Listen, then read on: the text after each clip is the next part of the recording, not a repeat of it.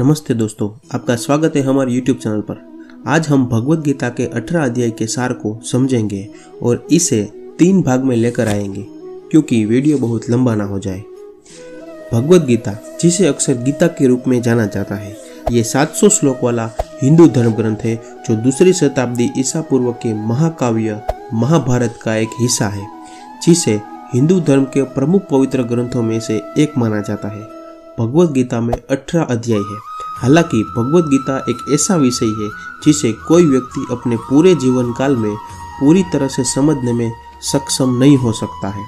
मैं अपने दर्शकों के लाभ के लिए संक्षेप में भगवत गीता के प्रत्येक अध्याय का अवलोकन करने का प्रयास करूंगा। तो चलिए शुरुआत करते हैं। अध्याय 1, युद्ध के परिणाम का विलाप। दोनों पक्षों के प्रमुख योद्धाओं का नाम लेने के बाद और अपने करीबी रिश्तेदारों, शिक्षकों और दोस्तों को देखने के बाद आसन्न युद्ध के परिणाम में उनमें से कई को खोने और उसके बाद के पापों की प्राप्ति के डर से अर्जुन उदास महसूस करते हैं। ऐसी हरकतों से दुख और दया से अभिभूत होकर अर्जुन की शक्ति विफल हो जाती है। उसका मन भ्रमित हो जाता है और वह युद्ध करने का संकल्प छोड़ देता है। अध्याय 2, आत्मा की अमरता की शाश्वत वास्तविकता। अक्सर ये अध्याय संपूर्ण भगवत गीता का सारांश माना जाता है। आपके जीवन का यह दूसरा अध्याय मुख्य रूप से सभी जीवित प्राणियों में विद्यमान आत्मा की अमर प्रकृति से संबंधित है और इसका बहुत विस्तार से वर्णन किया गया है। अर्जुन भगवान कृष्ण को उनके शिष्य के रूप में समर्पित करता है और कृष्ण अस्थायी भौतिक शरीर और शाश्वत आध्यात्मिक आत्मा के बीच बुनियादी अंतर समझाकर अर्जुन को अपनी शिक्षा देना शुरू करते हैं। भगवान कृष्ण भगवान की निस्वार्थ सेवा की प्रकृति और आत्म साक्षात्कारी व्यक्ति की विशेषता के बारे में बताते हैं।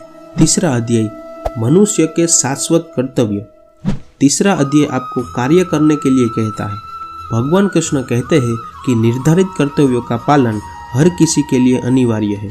यहाँ समाज के प्रत्येक सदस्य को अपने जीवन के संबंधित चरण में अपने कार्यों और जिम्मेदारियों को उस समाज के नियमों के अनुसार पूरा करना होता है जिस समाज में वह रहता है। इसके अलावा वह विस्तार से बताते हैं कि ऐसे कर्तव्यों का पालन करने से क्या लाभ होता है, उन्हें न करने से क्या हानि होती है। जाओ और कार्य करो, यही कर्म है। चौथा अध्याय, परम सत्य के करीब पहुंचना। चौथा अध्याय आपको बताता है जब आप अभिनय कर रहे हैं तो आपको ज्ञान भी सुनना चाहिए। भगवान कृष्ण बताते हैं कि शिष्यों को आध्यात्मिक ज्ञान कैसे प्राप्त होता है और एक अनुभवी शिक्षक गुरु के पास जाने की क्या आवश्यकता है। वह कर्मों और ज्ञान के मार्गों के साथ साथ सर्वोच्च ज्ञान के संबंध में ज्ञान की भी व्याख्या करते हैं, जिसके परिणाम स्वरूप 2 मार्गों की परिणति होती है। प्रत्येक कार्य प्रार्थना का ही कार्य हो सकता है।